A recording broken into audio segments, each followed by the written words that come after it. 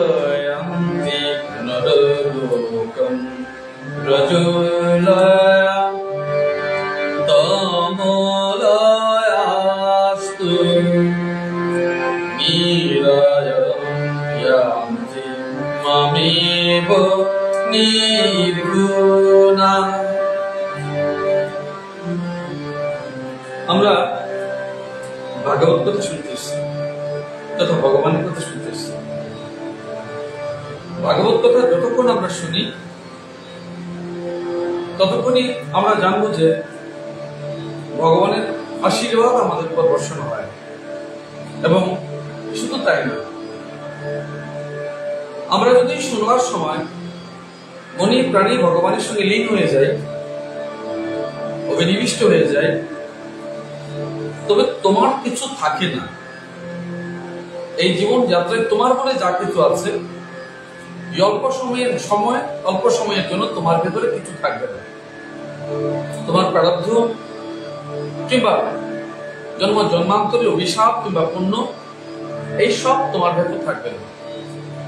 কিছুক্ষণের জন্য তুমি সব ভুলে যাবে। ভুলে যাওয়া এক প্রকার মুক্তি।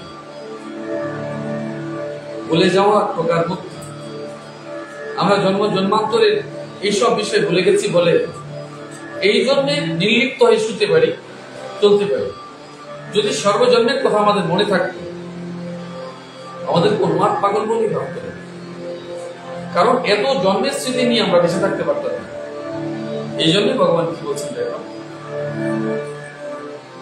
যার দেহ ত্যাগে সত্যগুণ বৃদ্ধি সময় হয় তার স্বর্গপ্রাপ্তি হয়ে থাকে। আমরা জানি সত্য, রজ এবং তম তিনটি গুণ নিয়ে আমাদের জন্ম, তিনটি গুণ নিয়ে আমাদের সৃষ্টি। এই তিন গুণকে বাদ দিয়ে ব্রহ্মাণ্ডে যত প্রকার প্রাণী আছে কারোর পক্ষে তা রচনা হওয়া সম্ভব নয়। মাইক জগতে যোগমায়ার দ্বারাই সর্বজগৎ সৃষ্ট, পরমা প্রকৃতি দ্বারা সর্বজগৎ সৃষ্ট এবং প্রকৃতির এই তিনটি গুণই সর্বজীব সৃষ্ট। সপ্ত, রজ এবং তম এই তিন গুণের সাত্ত্বিক গুণের ভাব যদি তোমার থাকে,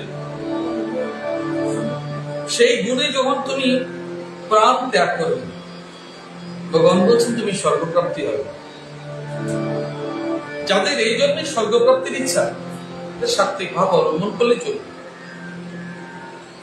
কিন্তু একজন শুদ্ধ কৃষ্ণ ভক্তের স্বর্গলাভ তার আকাঙ্ক্ষা নয়। স্বর্গলাভ তার আকাঙ্ক্ষা নয়, যেখানে সর্বপ্রকার সুখ প্রাপ্তি হয়। কর্মফল শেষ হয়ে গেলে আবার ফিরে আসবে মানব লোকে, মৃত্যু লোকে। কিন্তু যদি সাত্ত্বিক ভাব থাকে তাহলে স্বর্গই তুমি প্রাপ্তি হবে। তুমি ভালো মানুষ হয়েছ, স্বর্গে থাকবে। যদি তোমার রজগুণ ভাব প্রাপ্ত হয় মৃত্যুর সময়, মানব লোকে ফিরে আসবে, আবার মৃত্যু লোকে ফিরে পুনর্বার তুমি মানব জন্ম প্রাপ্ত হবে। বলছেন যখন রজগুণ বৃদ্ধির সময় মৃত্যু হয় তখন মনুষ্য লোক প্রাপ্ত হবে। এই জন্মেই যদি রজগুণের ভাব থাকে মৃত্যুর সময়, যেটা তুমি সারা জীবন ধরে প্রতিপোষণ করে এসছো, আবার উত্তর পুরুষের ঘরে জন্মগ্রহণ করবে। নাতি নাতনি, ছেলে মেয়ে প্রত্যেকের ঘরে জন্মগ্রহণ করবে। এই নয় যে তুমি অন্য কোথাও যাবে বিধাভাষ্য অনুসারে। তোমাকে এখানে এসে কর্মফল ভোগ করতে হবে, সত্যতা মিত্রতার ফল ভোগ করতে হবে। আর যদি তামসিক গুণের অধিকারী হোক, সে তুমি জানো তামসিক গুণ কি। তামসিক গুণ কি? মা কলহ প্রিয়। যা তোমরা জানো তামসিক লোক কেমন। যদি হয় তাহলে তুমি নরক প্রাপ্তি হবে। এই কিছুর মাঝে আমি একটি কথা তোমাকে বলতে চাই। মৃত্যুর পরে স্বর্গ পাবে কি নরক পাবে কি পুনরায় মৃত্যু লোক আসবে, যা ভাগবত বলেছে, গীতায় বলেছে, ঠিক আছে। কিন্তু আমরা তো অজ্ঞানী মানুষ, আমরা এত শব্দ বুঝি না। আমরা কি করে বুঝবো আমরা কোথায় যাচ্ছি, কোথায় করে পাচ্ছি? এই কারণে এই জন্যই তুমি কিন্তু সেটা প্রাপ্ত হতে হবে। সেটা কি? মানব জন্মই তোমাকে সর্বসুখ পেয়ে যেতে হবে। মানব জন্মেই তোমাকে নরক থেকে মুক্তি চাই। মনের ভেতরেই তোমার স্বর্গ নিবাস করে, মনের ভেতরেই তোমার নরক নিবাস করে, মনের ভেতরেই মৃত্যুলোক নিবাস করে। যার মৃত্যু হয়ে আছে তিনি মৃত্যুলোকে আছে, যার মন সর্বদা নরক সম থাকে তার নরক লোকে আছে, আর যিনি পরমানন্দে নিবাস করছেন তিনি স্বর্গ সুখে আছেন।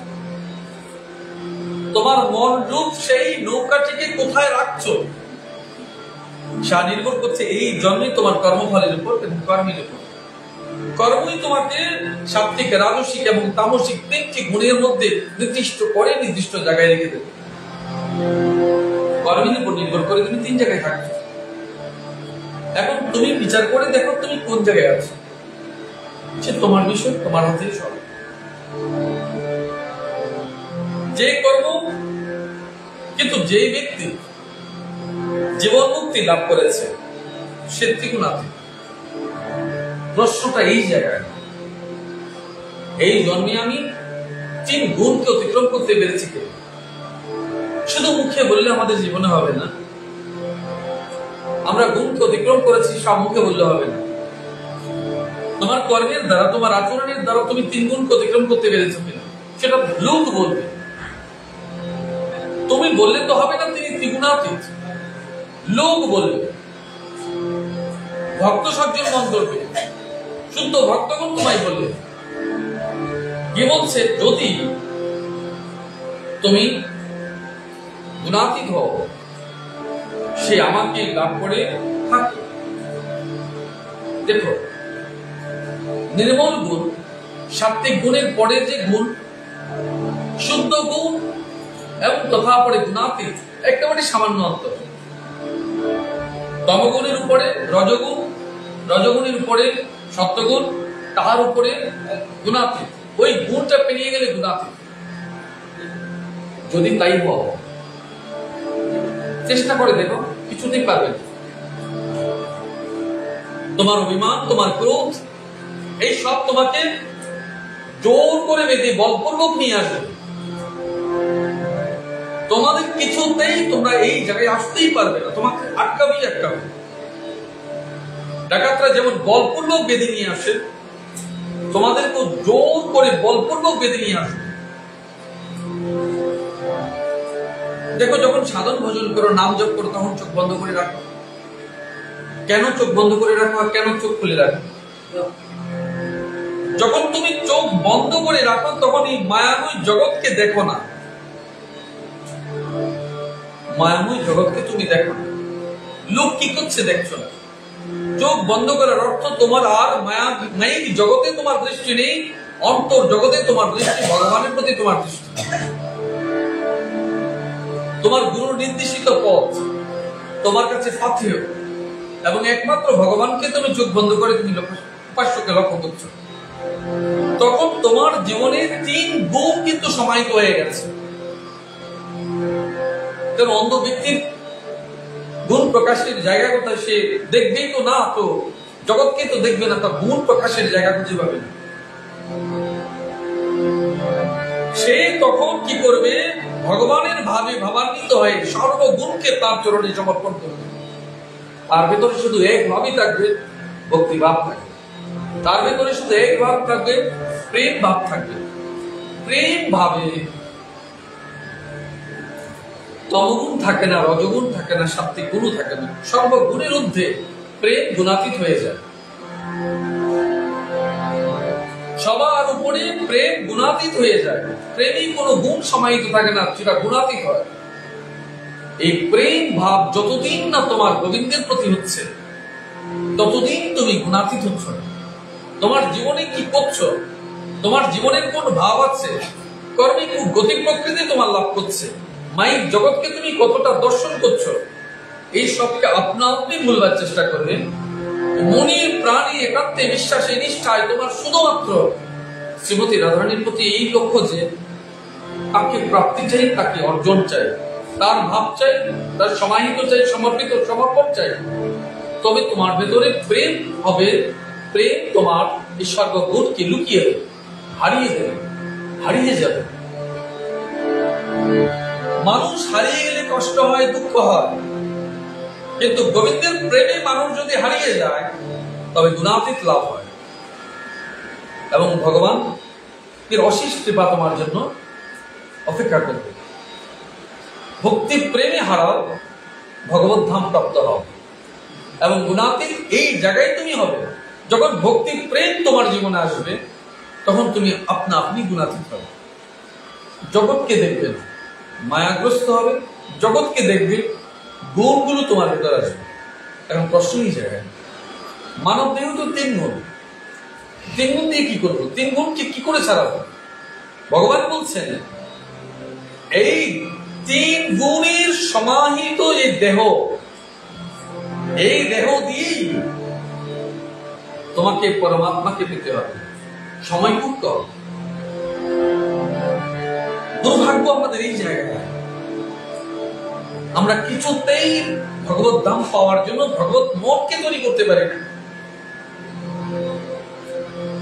সহস্র ভক্ত বসে আছে, কীর্তন করছে, ভাগবত শুনছে, মনই মন সংসারের চিন্তা করছে।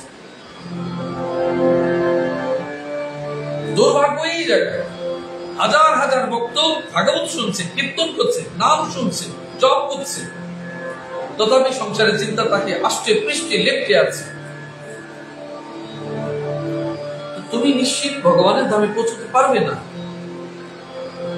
যত প্রকার নাম জপই করো, যত কীর্তনই করো, কারণ তুমি তোমার ডোর বেঁধে রেখেছো সংসারের মাঝে। আমি হাত জোর করে বলি, কিছুক্ষণের জন্য ভগবত ধামে যাও, কিছুক্ষণের জন্য যাও। যাদের জন্য তোমার এত চিন্তা, তারা কেউ তোমার জন্য এতটুকু চিন্তা করে না যা তুমি করছো, তার কেউ ধ্বংস করে না। এটাই মায়া। যতক্ষণ পর্যন্ত তুমি তোমার মায়াকে চিনতে না পাচ্ছ, ততক্ষণ পর্যন্ত ভগবত ধাম প্রাপ্তি কোনোদিন সম্ভব না। কারণ তোমার মালায় সংসার, তোমার জপে সংসার, তোমার চিন্তায় সংসার, তোমার সাধনায় সংসার, তুমি যেখানে যাও সেখানে সংসার। বৃন্দাবনে গেলেও সংসার সঙ্গে যাচ্ছে, জপের মালায় সংসার সঙ্গে আসতে আসছে, কবি ভাবনায় সংসার সঙ্গে আসছে। যেখানে যাই করছো, প্রণাম করছো, বলছো সংসারের জন্য। তো সর্বভাবে যদি সংসার থাকে, তবে মরো, সংসারে ডুবে মরো। একই জানবে নরক ভোগ, নরক যন্ত্রণা। বিশ্ব ব্রহ্মাণ্ডের কোথাও নরক খুঁজে পাবে না। নরক তো শুধু আপনা মনে প্রতিষ্ঠিত, নরক আপনা মনে প্রতিষ্ঠিত। আপনার কর্মফল নরক দৃষ্টান্ত হয়ে আছে, আপনার কর্ম নরকের দ্বার খুলে দিয়েছে। তোমার মনের ভেতর যে অনুশোচনার গ্লানি, কর্মফলের বিচার, যা তোমাকে নিরন্তর যন্ত্রণা দেয়, সেই তো সবচেয়ে বড় নরক।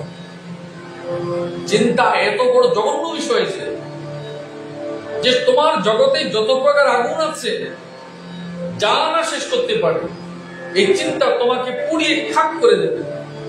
সবচেয়ে বড় নরক তো সেই অগ্নি, যা তোমাকে চিন্তা, যে ভয়ঙ্কর অগ্নি তোমাকে নরক বিনষ্ট করে দিচ্ছে, সেই তো বড় নরক।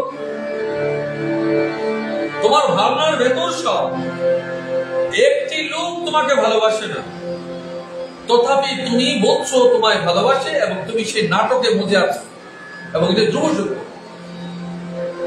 জানো, বুঝো, মানো না। জানো, বুঝো, মানো না। বলছো আমি কি করবো বলো, আমি তো মা, আমি তো বাবা, আমি তো সন্তান। কে বলেছে তা না করতে? করো। তুমি তোমার কর্তব্য পালন করা উচিত, করবে। প্রত্যেক জগতের প্রত্যেক পিতা মাতা এবং যিনি যে কর্মে যুক্ত আছেন, প্রত্যেকেই করবে, 100% করবে। কিন্তু এইটুকুই মনে রাখা দরকার, যেই সময়টুকু তুমি ভগবত ধামের কথা চিন্তা করছো, ভাগবত কথা চিন্তা করছো, ওই সময়টার মধ্যে শুধুমাত্র ভগবান কি ভাবো, সেটা নিষ্ঠার সহিত ভাবো, নিষ্ঠার সহিত করো। ভালোবাসাতেও কপট, গোবিন্দ প্রেমী কপট, শ্রবণী কপট, দর্শনী কপট, উচ্চারণী কপট, প্রসাদী কপট। তো শরীরটাই তো কপটময় হয়ে গেছে। কপট একাংশে বিষ, এই কপটতায় বিষ। তাই তোমাদের প্রেমী বিষ, ভালোবাসায় বিষ, প্রসাদে বিষ, ভাবনায় বিষ, চিন্তায় বিষ, দর্শনে বিষ। কালকুট বিষ তোমাকে গ্রহণ করেছে, কালকুট বিষ তোমাকে আক্রমণ করেছে। আমার কথা হয়তো ভালো লাগবে না, এটাই বাস্তব, বাস্তব বড় নিষ্ঠুর এবং এটাই সত্য। তোমাদের কালকুট বিষ গ্রাস করেছে, যে কালকুট বিষে তোমাদের জীবন, মন, প্রাণ, সহায় সম্পত্তি সব বিনাশ করে দিয়েছে। একটি দিন সুস্থভাবে তোমরা বেঁচে থাকতে পারছো না, একটি দিন তোমরা সুস্থভাবে বেঁচে থাকতে পারছো না। জানো, যার কিচ্ছু নেই সে সবচেয়ে বড় সুখ, কারণ তার হারাবার ভয় থাকে না। তোমার পুত্র আছে, হারাবার ভয় আছে, সন্তানাদি আছে, হারাবার ভয় আছে, সম্পদ আছে, হারাবার ভয় আছে। যার কিছু নেই, যাদের আছে, প্রকৃতই যিনি জ্ঞানী ব্যক্তি তিনি জানেন আমার যা আছে পূর্বে আমার তা কিচ্ছু ছিল না, আর আজকে আমার যা আছে কালকে আরেকজনের হয়ে যাবে, আমার পুত্র পত্রাধীন হবে, কিংবা ছেলে মেয়েদের হবে, বা অন্যকার হয়ে যাবে। এই সম্পত্তি তোমার পূর্বে ছিল না, আজ যা তোমার নামে আছে কাল আরেকজনের হয়ে যাবে। পিতা কি বলতে পারে তার সম্পত্তি সে নিজের? সে মরবার সময় পুত্ররাই ভোগ করবে, স্বজনরাই ভোগ করবে, তাদের নামেই দিয়ে দেবে। তোমরা যাকে সার্ভাইভেল বলো সেই নামে আসবে। তাহলে তোমার রইল কি? যা তুমি করে যাচ্ছ কাল সেটা তোমার থাকবে না, অথচ তোমার সম্পদ বলে তুমি অহর্নিশ যন্ত্রণাকৃষ্ট হয়ে মরে বসছো। ভগবানকে ডাকবার সময়ও তুমি সংসারের চিন্তায় মগ্ন আছো, নাম জপবার সময় ভগবানের চিন্তা করছো না, সংসারের চিন্তায় আছো। তো সর্বতভাবে যদি সংসার তোমার জীবনে থাকে, তো সংসার মানে সংহার, মানে শ্মশান যাত্রায় আছে। নিত্যই সব দেহ নিয়ে ভগবত ধাম প্রাপ্তি কি করে হবে তুমি আমার বলো? মৃদু শরীর তো আর স্বর্গে যাবে না, চৈতন্যময় দেহ লাগবে, সুষমাতি সূক্ষ্ম রূপ তুমি গমন করবে। এবং জগতে এমন মানুষ আছে যিনি কোনদিন ভগবান দর্শন করেননি, কল্পনায়, মানুষ কল্পে, চিন্তায়, চেতনায়। যারা কোনদিন বৃন্দাবনে যাননি তারাও গেছেন সহস্রবার। যদি সে বলে যে আমি তো বৃন্দাবনে মাকে প্রণাম করেছি, রাধারানীকে প্রণাম করেছি, গোবিন্দকে দর্শন করছি, ছবি দেখানো মাত্রই তিনি মনে মনে প্রণাম করছেন, ভাবছেন। এই জন্য জগতে কোনো ব্যক্তি নেই যে বিভিন্ন দেবলোকে যাননি, ভগবান দর্শন করেননি, ভগবানকে ভাবেননি। সমস্ত মানুষকে জিজ্ঞেস করো, পিতা মাতা মৃত্যুর পর হাজার দিন স্বপ্নে দেখেছে, ভাবনায় এসেছে, মাকে দেখেছে, বাবাকে দেখেছে, বহু জনকে দেখেছে, ছেলে মেয়েদের দেখেছে। তাহা যদি সত্যি হয় ভগবানকেও দেখেছ, তাও নিশ্চিত সত্য। সত্য তো তোমার কল্পনায়, সত্য তোমার মানুষে, সত্য তোমার চেতনায়, সত্য তোমার চিন্তা, সত্য তোমার শক্তিতে। যদি তুমি অবাস্তব হও, অকল্পনীয় হও, অসত্য হও, অনিত্য হও, তবে তোমার চিন্তা ভাবনা সব অনিত্য। সত্য তো তাকে যাকে দর্শন করে চিরমুক্তি পাওয়া যায়। সত্য তো সে যার দর্শন মাত্রই মানব সমস্ত ধাম থেকে মুক্ত হয়ে তার লোক প্রাপ্ত হয়। ওই চিরন্তনী ভাবনা, চিরন্তনী চেতনা তোমার জীবনে যদি আসে, তাহলে সমস্ত মায়া অন্ধকার থেকে মুক্তি হতে পারবে। ভাবো,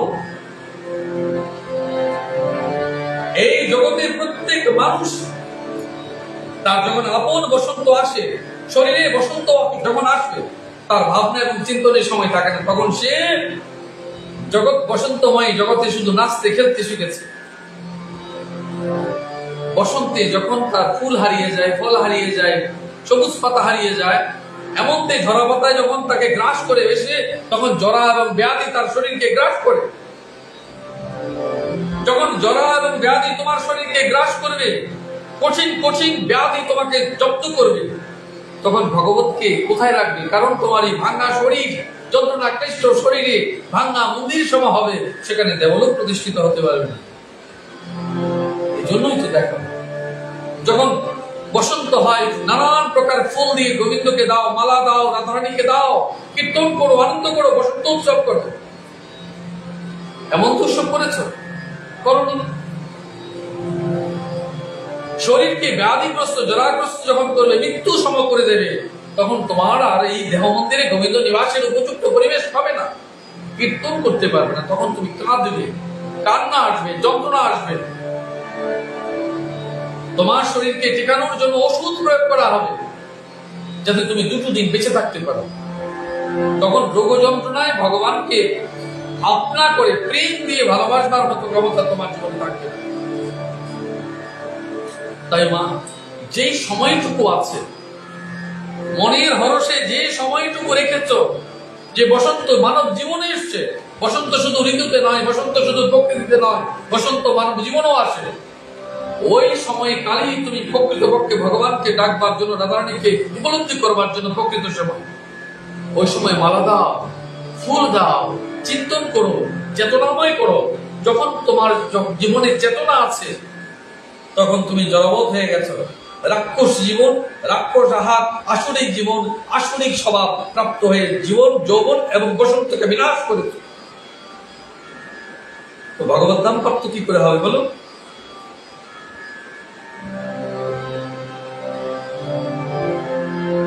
যখন নিজ ধর্মাচরণ আমায় সমর্পিত ভাবে হয়, অর্থাৎ নিষ্কাম ভাবে হয়, তখন তার শান্তি হয়। এইটুকু যে আমরা দু ভাব নিয়ে ভগবানের ধামে যাই, ভগবানের কর্ম করতে চাই, কিছু প্রাপ্তির জন্য সকাম, আর কিছু চাই না তো নিষ্কাম। কিছু চাই না। তোমরা বলতে পারো যে ভগবানকে প্রণাম করবার সময় কিছু চাওনি, মালা দেওয়ার সময় কিছু চাওনি, ফল ফুল নিবেদন করবার সময় কিছু চাওনি, বলতে পারো। চাইবে তো কি চাইবে? বলে চরণ সেবার সুযোগ করে দিই। হে গোবিন্দ, তোমার চরণে আমায় রেখে দাও, তোমার সেবা এবং ভক্তি যেন আমি করতে পারি। যত তুমি সকাম প্রাপ্তির জন্য প্রচেষ্ট হবে, সচেষ্ট হবে, ততই তুমি সংসারের বেড়াজালে ঘনিষ্ঠতা অর্জন করবে। তোমাকে আরো বেশি করে জঞ্জালময় জীবন এনে দেবে এবং অহংকারের প্রতিরূপ দান। স্বয়ং নারদ মুনিও বাঁচতে পারেনি, তাকেও গ্রাস করেছে, শুধু অহংকার করেছে বলে। এই জন্য মা তোমাদেরকে বলি, দেবতারাও যদি অহংকার থেকে মুক্ত হতে না পারে, তোমরা কেন করবে? কারণ বিশ্ব ব্রহ্মাণ্ডের সবচেয়ে শ্রেষ্ঠতম কোন জীব যদি থাকে, যাই যে মানব দেহ, দুর্লভ মানব দেহ, যা প্রাপ্তির জন্য দেবতারা লালায়িত থাকে। কারণ এই মানব দেহ দিয়ে ঈশ্বর সাধন করা যায়, ভগবানকে সাধন করা যায়, রাধারানীর কাছে যাওয়া যায়। বলি রাধারানীর কথা কেন বলছি? এই কারণে বলছি, ভগবান নিজে বলেছে, যদি তুমি সত্যি সত্যি অপাকৃত প্রেম রাধারানীর জন্য হয়ে থাকে, তবেই সে দুর্লভ চরণ তুমি প্রাপ্ত হবে, ভগবত ধাম যেতে পারবে, ভগবানকে প্রাপ্ত হবে। কারণ যে তাকে ভালোবাসে, ভগবান তাকেই ভালোবাসে। যে রাধারানীকে ভালোবাসে, ভগবান তাকেই ভালোবাসে, গোবিন্দ তাকেই ভালোবাসে। তুমি নিশ্চিত সেটা চাই। মানব দেহের সর্বোত্তম শ্রেষ্ঠ জায়গাটা হচ্ছে তার আত্মা, তার প্রাণ। তুমি যদি প্রাণটুকু কেড়ে নাও, তাহলে চেতনা থাকে না। তাই রাধারানী হচ্ছে সমস্ত অন্তরতম সত্তা ভগবানের। প্রাণটুকু, ভালোবাসাটুকু, প্রেমটুকু, চৈতন্যটুকু, শাশ্বতটুকু, দয়াটুকু, মায়াটুকু, সব শাশ্বত চেতনাটুকু, তাকেই যদি তুমি আশ্রয় গ্রহণ করো, তাতেই যদি তুমি সমর্পণ হও, তবে নিশ্চিত তুমি ভগবত ধাম প্রাপ্ত হবে। রাধে রাধে।